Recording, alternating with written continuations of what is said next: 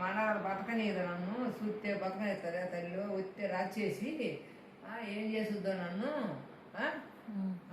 లోపల కన్నా పెట్టుకుంటాను దాచి పెట్టుకుంటాను దెబ్బకు తట్టుకోలేకపోతున్నాను నేను ఇన్ని తింటున్నావని అట్లా చేస్తుంది నన్ను నేను తినకుండా ఆమె ఏమన్నా చెప్పిందో ఏమో కాయలు ఆమె ఏమన్నా చెప్పిందో ఏమో చెట్టుకిద్దో ఏమో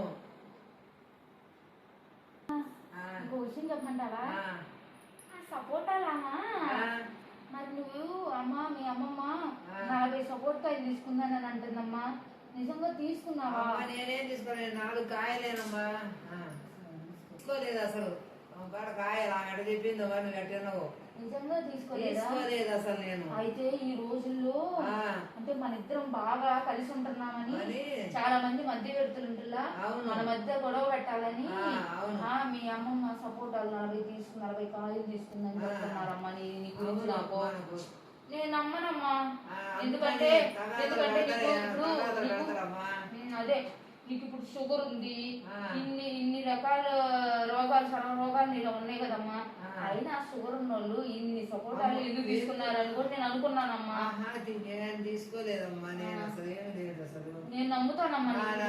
సరేనమ్మా. నువ్వు తినవు, ఎందుకంటే నువ్వు అలాంటివి ఏం తినవు. నువ్వు చెప్పుడు మాటలు అసలు ఏనాను అసలు చెప్పుడు మాటలు అసలు ఏనాను. నేను కూడా విన్నానమ్మా. మన మధ్య పక్కన గురించి ఉంటే మన ఇద్దరు గొడవలు అవుతాయి. అంటే మనం బాగున్నాం అంటే చూసుకోలేక మనం గొడవలు పెడతాడు ఏదో ఒకటి. అందుకేనమ్మా నీ గురించి సపోర్టాలు తీసుకున్నామని సపోర్టాలు అని చెప్పినా కూడా నేను నమ్మలేదమ్మా. తీసుకోలేదమ్మా అసలు. ఏమో నాకు తెలియదు మరి. నేను నమ్మేదమ్మా. అమ్మమ్మ సరే నేను పోయి వంట చేసి వస్తాను. సరే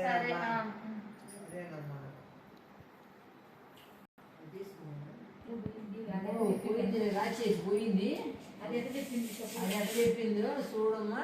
నేను నిన్ను తీసుకున్నానని మా పిల్లకి చెప్పింది. మా పాడలకి తగాదు పెట్టకపోవడం రాచేసి అయితే అసలే రాచేసి రాచేసింది అవ్వకు నేను తట్టుకుంటానా ఏమన్నా. ఏదో తీసుకున్నాను అనుకో అట్లా చెప్తారా చూడు. వచ్చిందనుకో బతకనీయదు నన్ను రాచేసింది. అందుకని దాచిపెట్టుకుంటుంది. వచ్చేది లోపల పెట్టుకుంటే నెలకొందంట. అప్పుడొకటి తింటా నేను.